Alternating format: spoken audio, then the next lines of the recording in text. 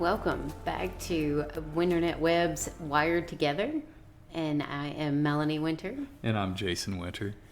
And today we are going to, as usual, we talk a lot about what AI is doing in our lives as far as how we are shifting and changing.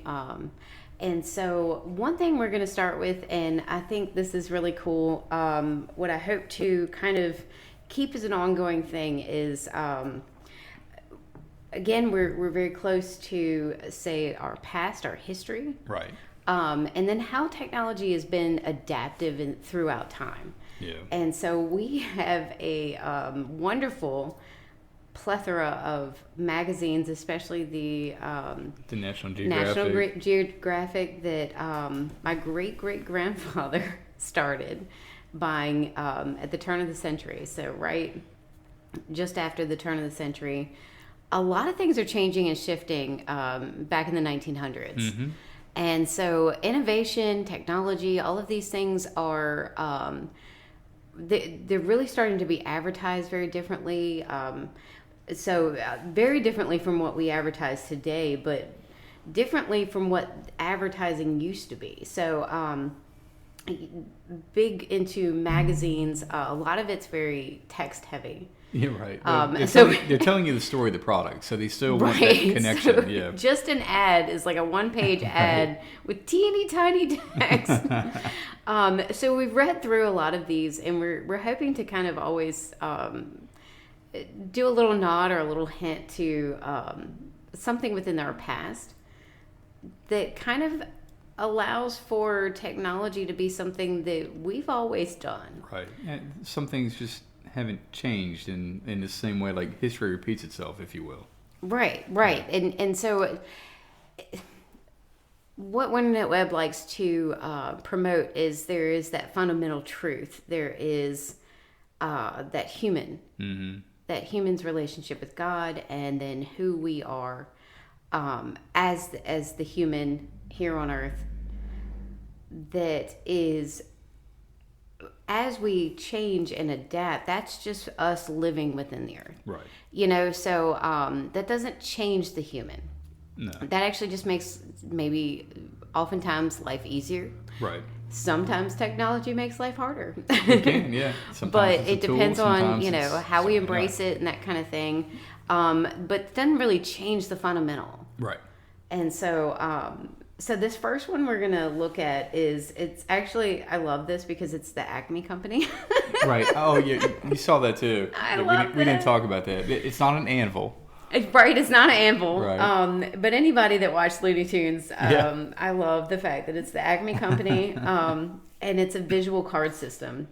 And again, it is a lot of writing, but it's pretty much explaining how this card catalog that you can purchase, and of course you've got to purchase the cards, and then it looks like there's the possibility of the rack itself maybe the being rack different itself and having how to it be would hold them, purchased. Yeah. Mm-hmm. But it actually helps in the clerical, trying to find whatever it is you Right. need, because there's these little notches of color Right.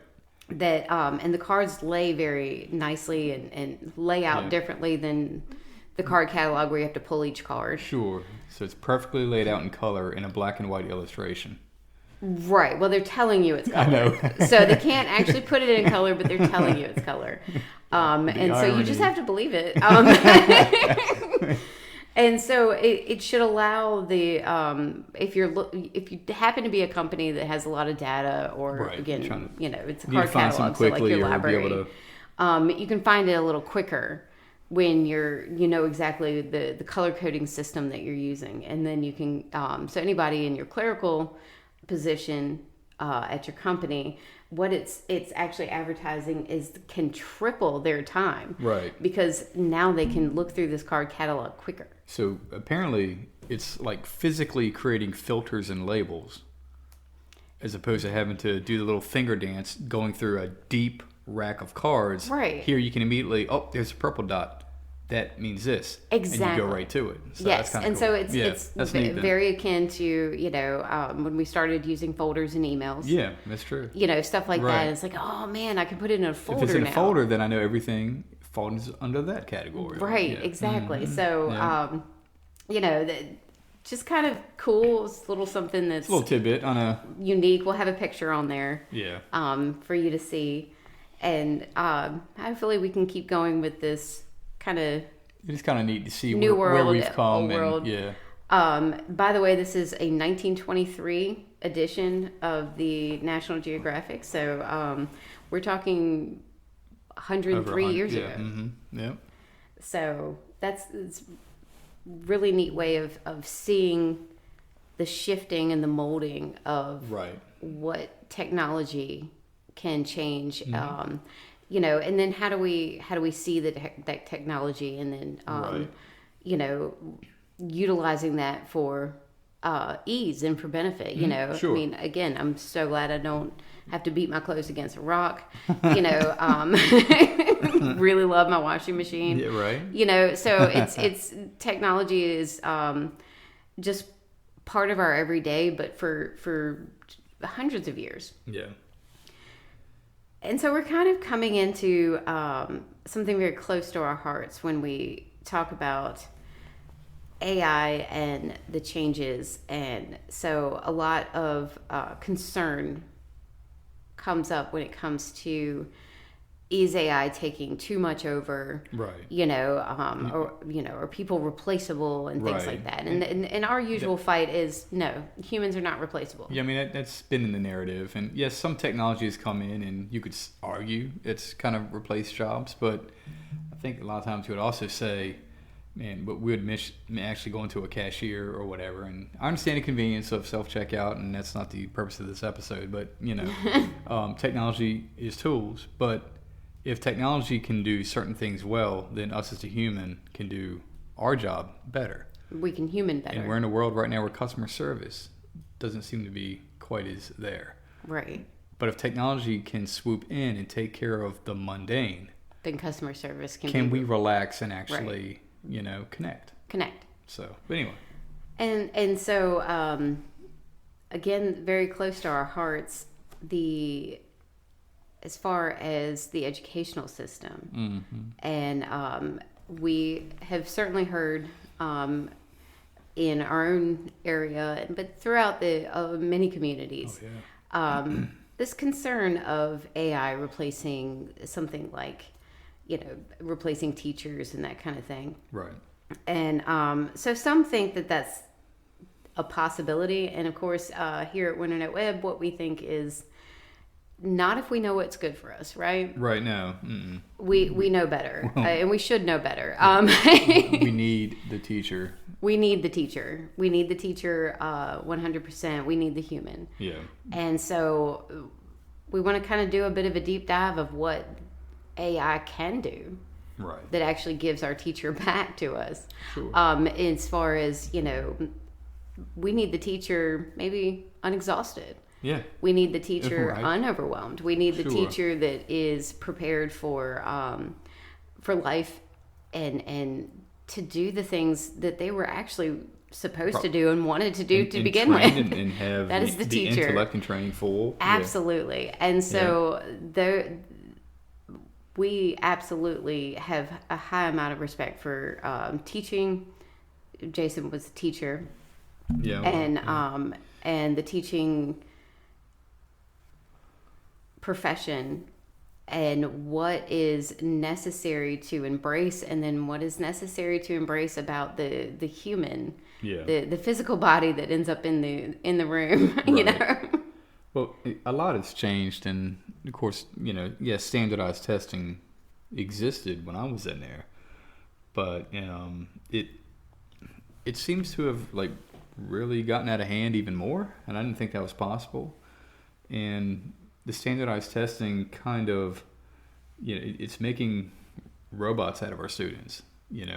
It's like, okay, you need to reach this goal here and here, and we need to, measure this and that. And it's also doing the same for, the teachers. And like you were saying, that if we could find a way to allow technology to do its job, then the teacher as a human can be more human, can connect more, and be able to, Let the robot be the robot. Yeah, let the robot be the robot. Like, be the actual robot. Yeah, and then let the human be the human. We're trying to make the teachers the robots. Right. The data monkey, the disseminator, the what have you. But we have tools that can do that. These are professionals. Just like not all students are the same, not all teachers are the same, and that's a good thing. So if we can use tools that leverage that, then maybe things can be relaxed in some ways. But yeah. And so, we do try to standardize. We do. And standardization is for control. Yeah, definitely. And so what if control could be taken back? That'd be great. I guess that's the research and the exploration that we're doing is, can we take control back of the classroom, not allow the robot to enter in the classroom, be the robot, sure, so that the teacher and the student don't have to be either. Right, exactly. So, and you're right. It's kind of the teachers. Obviously, we've talked about the different things that they have to do, and of course, we talked about the testing requirements, all the paperwork, pacing guides, you name it. I mean, the teacher already knows that students need to be taught in different ways, and try their best to modify assignments and things. But with everything else, it's very difficult to do that. Not when you're modifying everybody's assignment. Exactly, you're modifying everyone's assignment and following state federal guidelines, and you're trying to also manage behavior in a classroom, and you're dealing with the by the way, Tuesday's memo, everything's going to change, now you're going to do this, and right. And so it's a lot. And so teachers aren't like lacking awareness. They know what's going on. No, they're not. They do. But they don't really have the space or freedom to respond to it because of how the system has evolved. Right. We're putting too much on the teachers, thinking they are the computer. Right. We can data in, data out. Right. But no. Not really. Right. So, but yeah. No more than a student. Right. Yeah. That's true. Yeah. So, where do we see it going? Well, I mean, I've seen a lot of tools that have come about, through in the school system, and I guess in the context, looking back, say 10, 15 years ago, some of these tools we would think of as being AI at the time, but really they're well-made tools that have some bells and whistles, but they are still programmed to go with the way in which the system operates. The standardized. Everybody in this sure, exactly. place needs to shift to this. Yes. And over time, some of them have improved. We have tools that manage the assignments and everything, and can group things, and like Google Classroom, and you name it. But really, it's the same structure, pacing, and all of that. So, I guess what happens when technology just stops organizing education, but kind of pivots here and starts to understand the student. And we've seen a little of this as we dabble into AI. And, AI awareness. You start getting that awareness where you may bring up something and then it's making a connection based on a previous conversation. So that isn't programmed in the same way, because that gets into a language learning model, and having that awareness built in, it's making connections that weren't already programmed, and we need to leverage that. So almost like the structure that already exists. Yeah. Again, and I know there are others. Google Classroom comes to mind. Right. But there are others that are utilized. Yeah, and a lot different tools for, unfortunately, some of them are created for the purpose of collecting specific data. So the assignments are made so that you can measure certain things in a certain way. All good and well, in the sense that then the teacher can use that data as a way to then modify his or her instruction, and with the hope that then they can individualize and adapt the way in which they're interacting with that particular student. But with everything else, it's really hard to have that time to have that connection and have that coaching moment. Right. But say there are people listening that don't have maybe students in the system, or Right. Google Classroom is really just something you can access on online. It's assignment organization. Right. You access your materials. You can work through things. Yeah. So a lot of times there's homework in there. There's you can do virtual work. Right. Say you have a virtual day, and Google Classroom steps in for that. So, gotten obviously very big right after COVID. Though it existed, it existed, but it got grew. really popular because Chromebook made a affordable device that then was used in education, and software couldn't really be installed on it. So, from a security standpoint, that was chosen, and it's integrated through the Google product. So, Google Classroom is like, hey, look. If we create this platform, schools will use it, and they did. Right, and so it's kind of if you think of the slight future. So we're not talking futuristic like 100 years from now. Right. We're talking in the very near future. Kind of just expanding on this concept of accessibility. Yeah. With an individualized student. So each student has their account. And so with new awareness of the AI awareness and the AI platform, you can kind of go into more of a adaptable system. Right. And so that's where we're going to start talking about the system as adaptable and individualized. Right. And this might be an opening.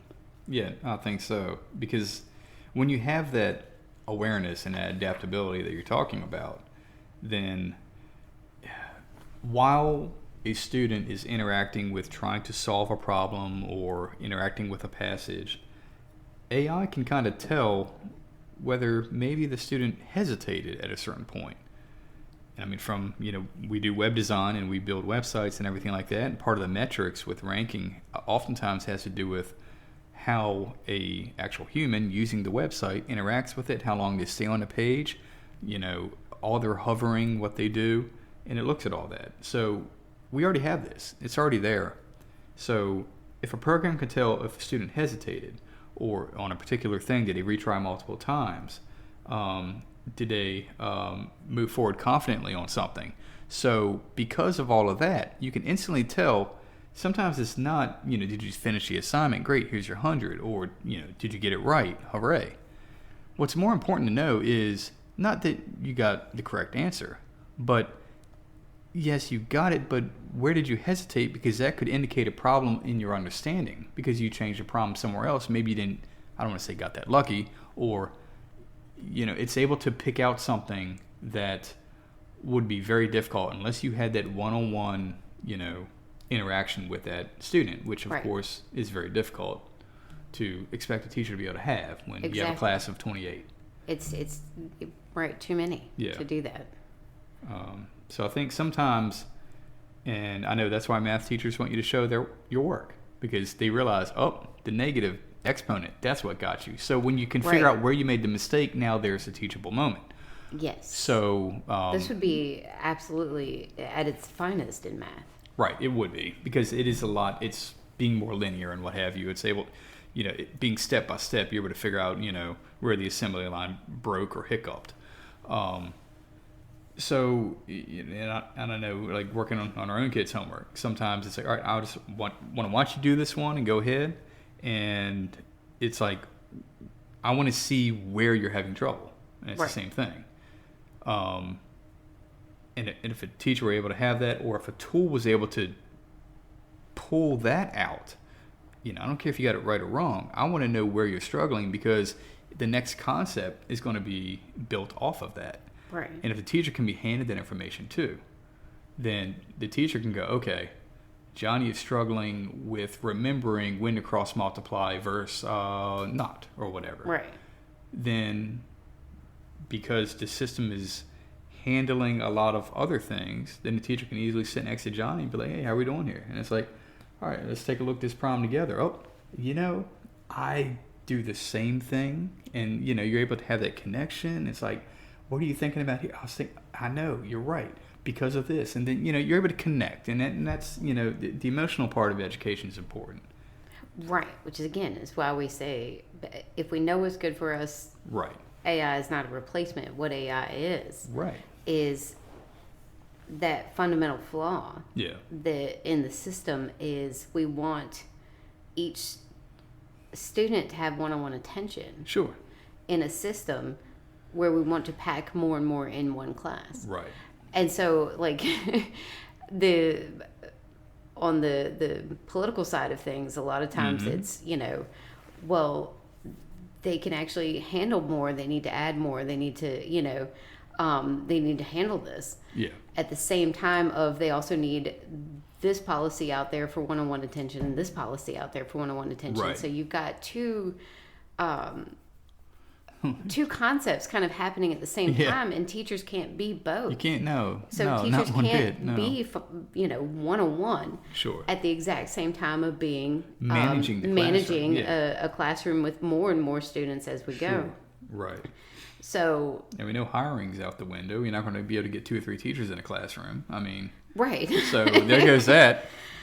So then, what if one-on-one was able to be done because it's already the AI awareness. Right. There's has still already a one-on-one. kind of like pinpointed those points in time where this is not working exactly, and then they could kind of manage throughout the day, manage throughout the as each child moves forward, and go, okay, this is where this person needs help, but actually the troubleshooting of the AI awareness helped these two.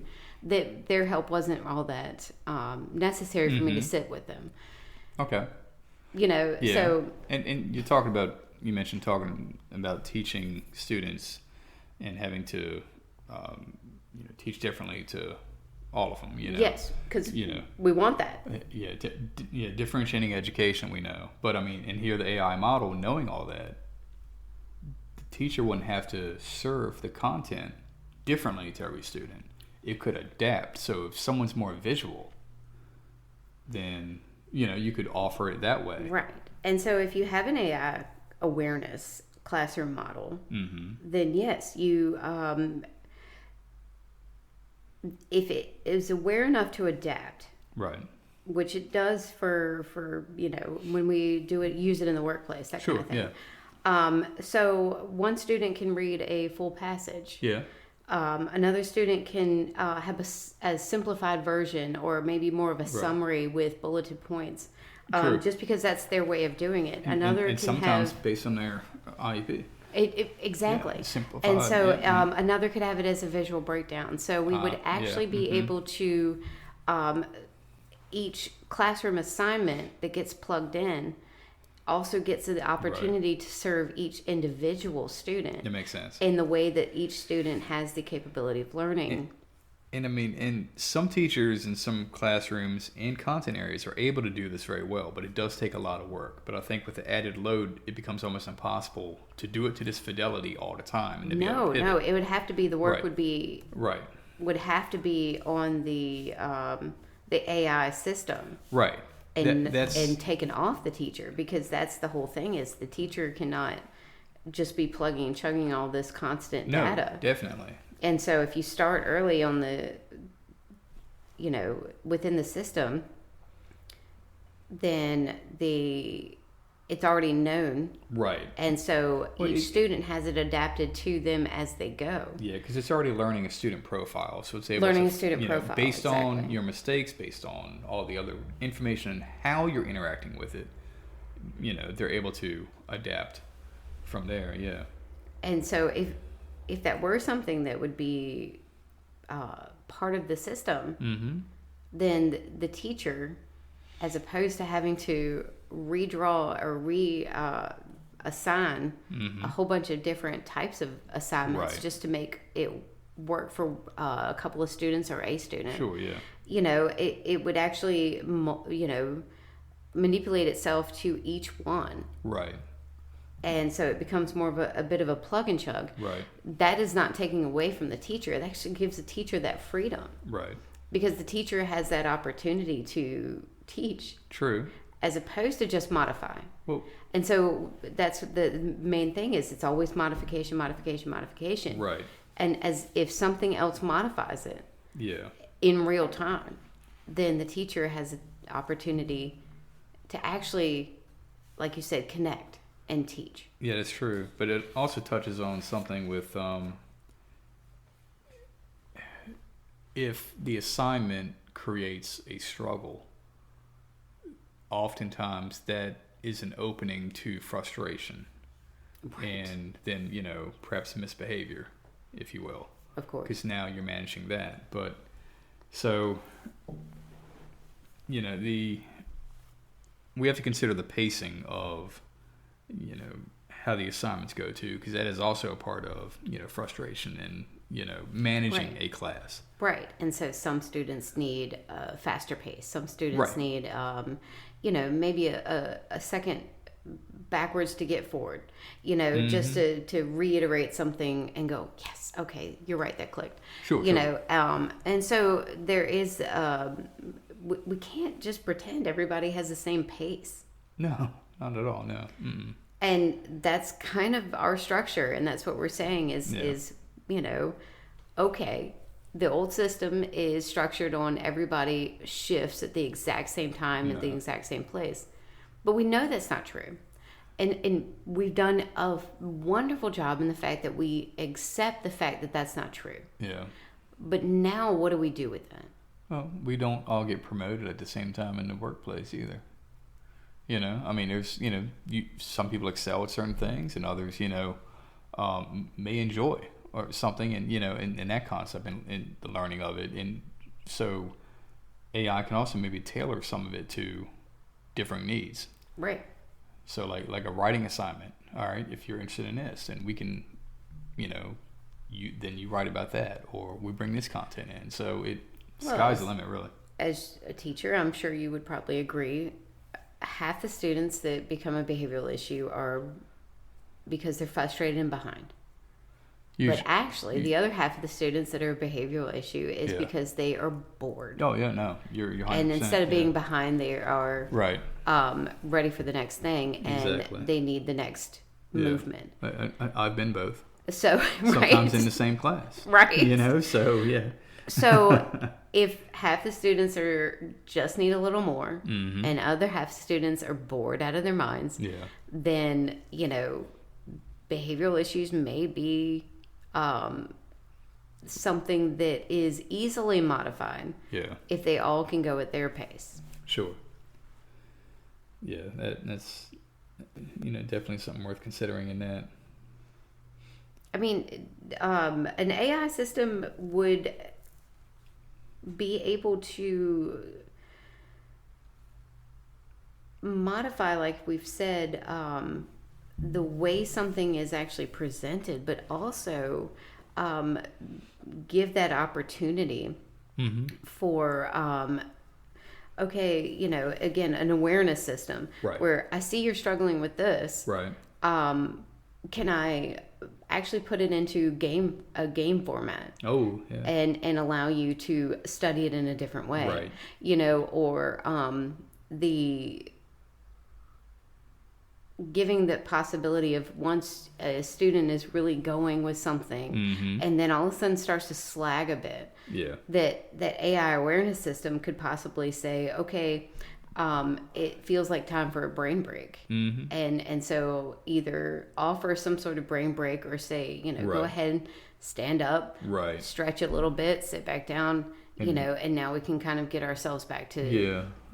I know what you're talking about, and I think of two things, but, brain breaks I know traditionally have been built into some software programs, but usually it's very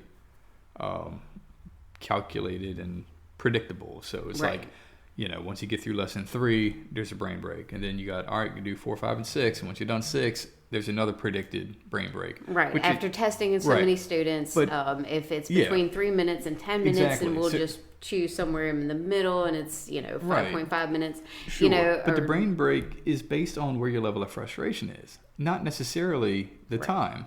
Right, because each class is going to have a different level of frustration. Right. And so your brain break might be more necessary, say, in math class versus history. Right, and just, just depending on, whatever the subject matter might be and the day, but to be able to sense that hesitation and maybe sense okay, they're not paying attention, their cursor hasn't moved, their whatever metrics are available there, you can, just then offer something that might be, okay, we've identified that you're having trouble with this concept, plotting coordinates.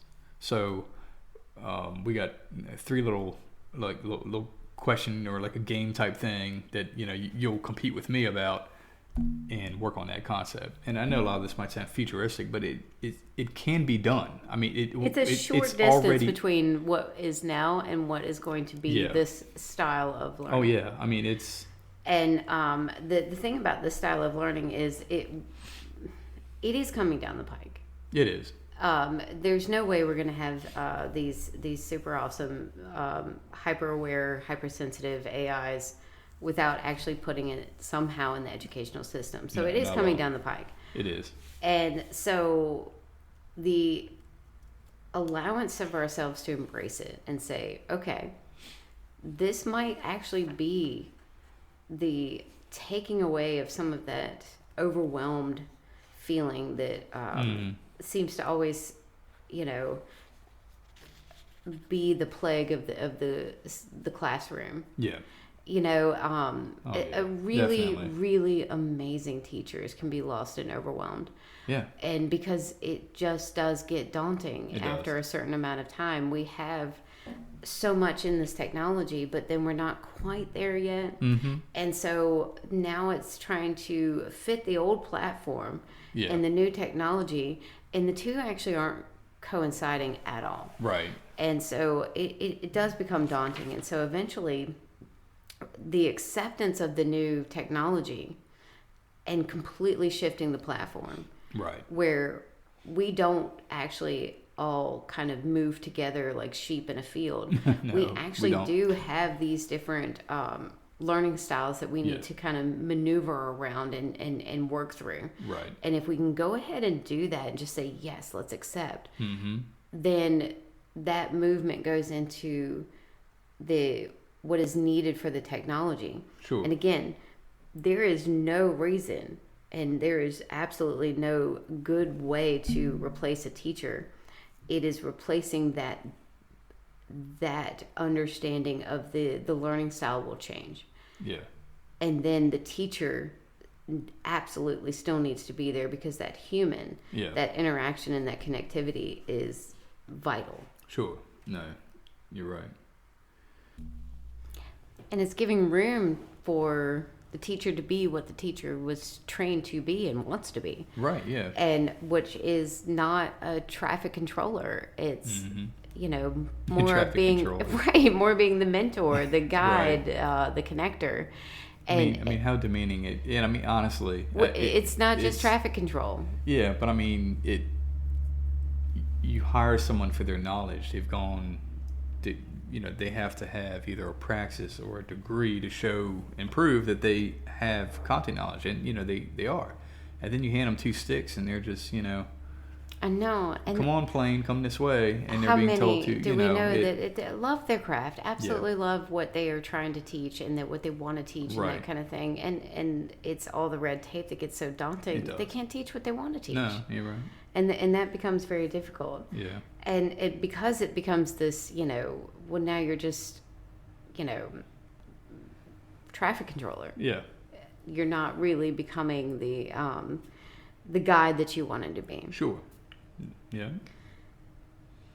And so, we've been doing this series based on AI with, as it kind of goes along with ADHD. So ADHD being what we've been calling like the superhuman of the AI, which is the supercomputer. So, that's kind of fun. So does all of this kind of correlate? And yes, Jason and myself think that it does kind of go together a lot.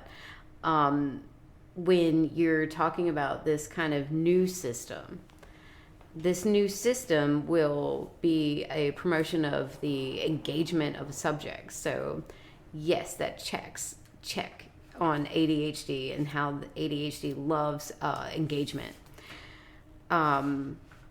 Is it altering itself for the learning styles?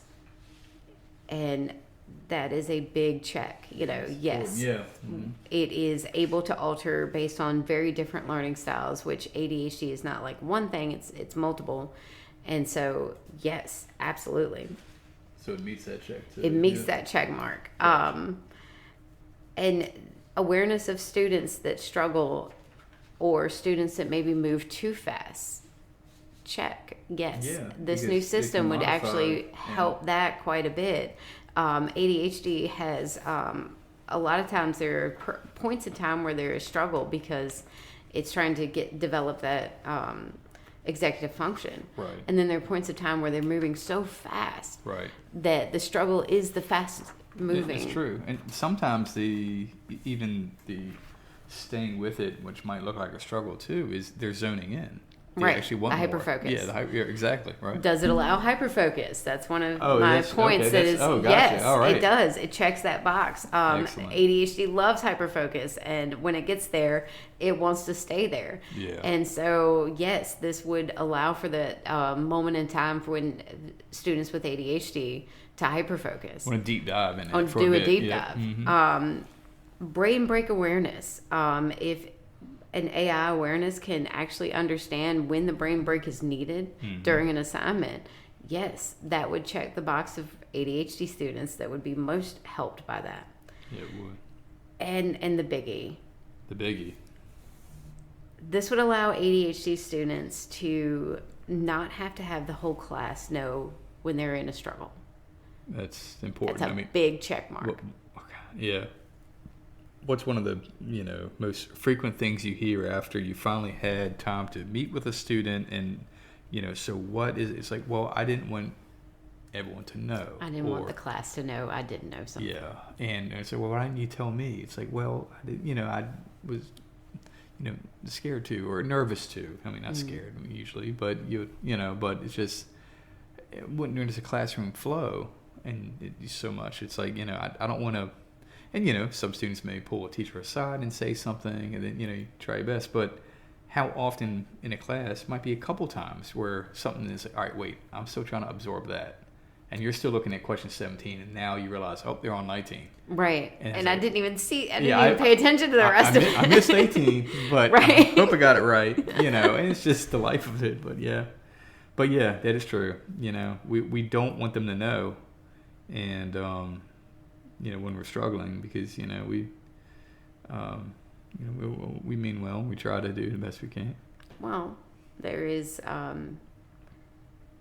that feeling of not wanting to be rejected by something, and not wanting to not know something, and so that's very typical.